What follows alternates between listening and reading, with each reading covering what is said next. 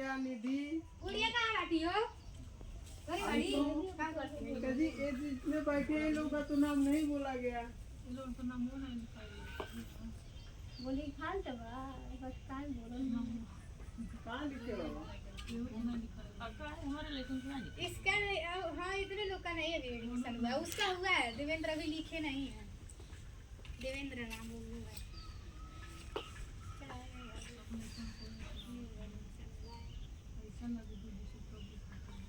ऐसा है, इन लोग का डाटा मिलेगा तब भी पता चलेगा कि कितने बच्चे क्या हैं यहाँ अटेंडेंस में। ये जितने बैठे हैं इन लोग का नाम ही नहीं है फिर।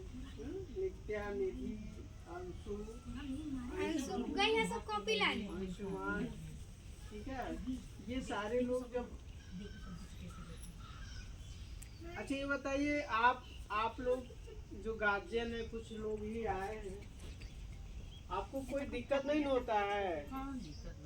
देखिए बच्चों को पढ़ाने के लिए ऐसा नहीं है कि हम लोग आप लोग के बच्चों को बहुत सारी चीज़ें, देखिए सरकार भी दे रही है फ्री में, आपके बच्चों को खिचड़ी भी खिलाती है। तो जब तक आपके दिमाग में ही नहीं रहेगा कि हमारा बच्चा पढ़ेगा, तब तक कोई नहीं पढ़ पाएगा, आपके बच्चे नहीं पढ़ पाएंगे।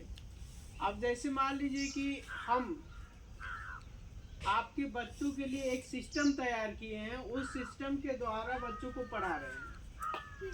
अब आपकी जिम्मेदारी होती है कि बच्चों को सही रूप से भेजें। बच्चे शाम को पढ़ रहे हैं कि नहीं, यहाँ पे क्या है कि बच्चे आएंगे, उनको जो चीज़ें समझ में नहीं आती होंगी वो यहाँ के अध्यापक अध्यापिका से पूछेंगे।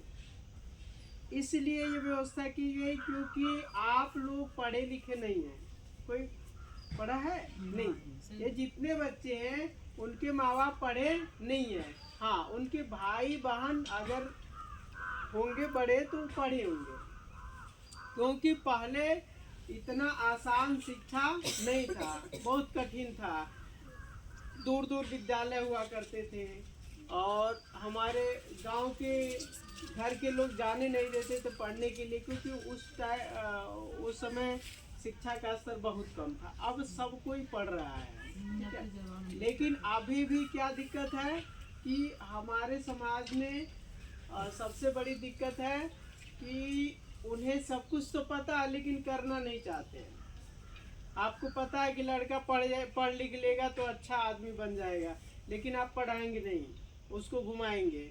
भाई कुछ मजबूरियां होती हैं, तो मजबूरियां पढ़ाई में ना लाइए।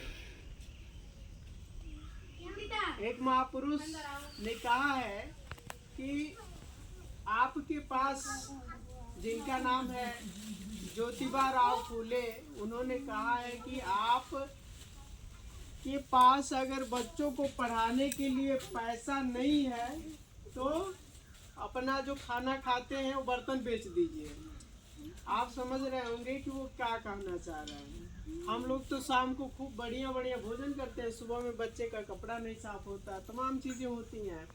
तो हम पढ़ाई चाहते हैं कि बच्चा पढ़े, हमारा बच्चा अच्छा हो, लेकिन चाहने से नहीं होता है, कुछ करना पड़ता है। अब क्या है इसमें कि हम लोग जो है कि आज बर्थडे पार्टी होता है ना गांव गांव में, अब तो ये प्रचलित हो गया है, तो बर्थडे पार्टी बनाते हैं, ठीक। उसमें कितना खर्चा होता है? 5,000 10,000 खर्चा होता है कम से कम।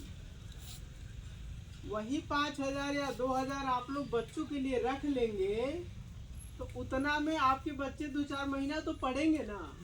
तो ये सब सोच होती है। आपके बच्चे हैं तो किस तरह से, कहाँ पे उनको लाइट की सुविधा है चाहिए, पढ़ने लिखने के लिए कापी किताब चाहिए।